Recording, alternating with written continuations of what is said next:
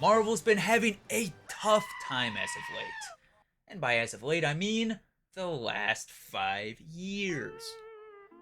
From losing $1 billion at the box office since Endgame, or contributing to Disney Plus, let's see, losing $4 billion in streaming. You know, that's not all Marvel, but Marvel's a really heavy hitter when it comes to Disney Plus. Things have gotten so bad that President of Disney Bob Iger has admitted 6 times in the last year that Marvel has been so focused on quantity in an effort to change Disney Plus subscribers that they haven't focused at all on quality. Working hard with the studio to reduce output and focus more on quality. That's particularly true with Marvel. And now, in an effort to right the ship, leaders at Marvel like Bob Iger, Kevin Feige, Luis Despacito, they think they got an ace in the hole to solve all of their problems, which is to rebrand. I think that's an odd choice to think that's going to solve everything. I kind of strongly disagree with the sentiment that the issue is primarily marketing, because I think that the reason they're in this hole is that they've been making so many poopy pants movies. But let's hear them out and see if they can change our mind. Here we have from Variety, why Marvel is rebranding its television shows to eliminate the pressure to watch absolutely everything.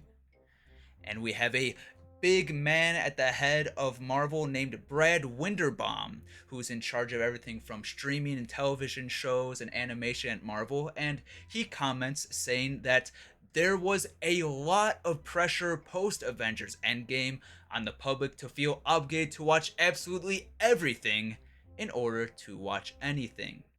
Which I think is a bit odd of a statement to make, that there is a lot of pressure to watch all of the Marvel things in order to know what's going on, that all the audience members would be confused or scared to jump in, when Marvel creatives, like the directors and the writers, the guys who actually make the stories, don't really feel obligated at all to watch all the MCU projects, don't even feel the need to watch the movies and shows that come right before the sequels they're making. Like we had the Doctor Strange director Sam Raimi didn't even watch WandaVision, even though Wanda was the main villain in his movie. Or we had the writers for Doctor Strange Mom. He didn't watch WandaVision either. The man who's writing the script, writing out the plot, you know, guy who's probably important to know what's going on. Yeah, that's definitely a case of me just not knowing what to do with the script. He did not even see what happened to Wanda in WandaVision, even though she was the main villain for Doctor Strange Mom. So, I'm not really sure about this whole, how honestly they believe there's a lot of pressure to watch everything in order to know what's going on here. But Winderbaum continues on saying that part of the rebranding was a signal to the general audience that we're creating a lot of options and you can follow your taste within the brand. Some will be more comedic, some will be more dramatic, some will be animated, some will be live action. Marvel is more than just one thing. It is actually many different genres that just happen to exist in a single narrative. Now, to be fair, I actually agree with a lot of what's being said here, but part of the issue I have with this is that he's kind of framing this like this is some great new idea, but this is pretty much exactly what made Marvel successful to begin with in the first two phases. When he's talking about having different genres and tones within projects, if we think about some of the first things in the first couple of phases, like Iron Man had a different tone than Captain America the First Avenger, having a much different tone than Guardians of the Galaxy, and if you include the TV series, a much different tone than something like Daredevil. And I would totally agree here that that is what makes Marvel special, that you have all these different tones and genres that just happen to coexist in a single narrative. So if you're framing this like this is a brand new idea, I'm going to kind of tell you to halt the brakes. But if you are thinking of it more as kind of going back to the basics of what the MCU great to begin with, you know, I'll give you a big thumbs up. But we can go on and hear what Kevin Feige, the head of Marvel, thinks about this whole situation. When Marvel Studios first launched into streaming, Feige made a point to note that the shows were part of the Marvel Cinematic Universe, and their storylines would be integrated with the feature films. The events of 2021's WandaVision carried over into 2022's Doctor Strange in the Multiverse of Madness. I guess there's some carryover. And 2023's The Marvels, because The Marvels has Monica Rambeau in it. Hey, Black Girl Magic! I guess you could say it's integrated, but definitely wasn't integrated well. And they also say that the first season of Loki fed into Ant-Man and the Wasp: Quantumania in 2023, which then led to the events of Loki Season 2 later that year. And again, I guess they're connected, but they certainly aren't connected well. None of this should have happened, but it did.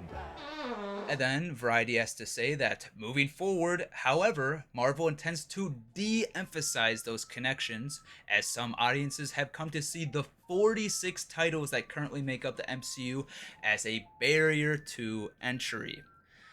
I think it's less of a barrier of entry, but more of a warning sign when you go watch a movie like The Marvels and you see how well made that movie is. It's kind of like a warning sign that you shouldn't go watch the next MCU project. But if you want to call it a barrier to entry, I guess that still works. Now, in a sense, this could backfire on them, because in a way you're almost telling the audiences that some of your projects have no relevance to the greater story, that some of these shows are just flat out irrelevant and you could kind of skip over them. But here he goes on to say that the characters still live and breathe in the same universe, but the interconnectivity is not so rigid that you need to watch Project A to understand Project B, Wunderbaum says. I want to push back a little bit, because I don't think that the MCU was so rigid to begin with. And I think that an example of this would be, no matter what movie it was, you could hop right in so long as it wasn't a sequel. Like, you didn't need to watch Iron Man 3 in order to understand Guardians of the Galaxy, for example. It would only be the sequels that you would really need to watch what came before. Like, if you're going to watch Iron Man 2, you need to watch Iron Man 1. If you're going to watch Age of Ultron, you need to watch The Avengers. Makes pretty good sense, and I think that was a very good idea for them to go through with. But Wunderbaum also says, the hope is that, like the comics, you can just pop in anywhere and have a satisfying experience. We're trying to dispel the idea that you need to do any kind of setup work to watch anything else. This is another statement that I think is a dub.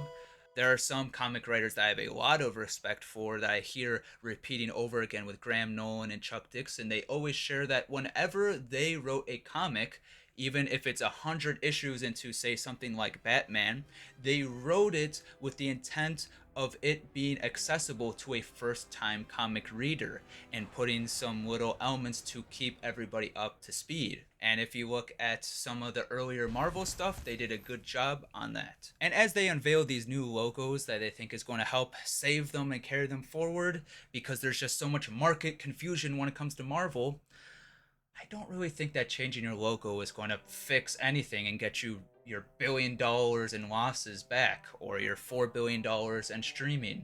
Even making one great movie won't even save you. I think the only way out I could see is if you make great movie after great movie. But I sort of doubt that Marvel has the talent in the writing room and behind the camera to bring Marvel back from the brink. And now, with that being said, if I am at least not the stupidest person you heard today, that must be a sign that you need to like and subscribe. Thanks for watching Duck Finder. on YouTube. For more premium content, subscribe.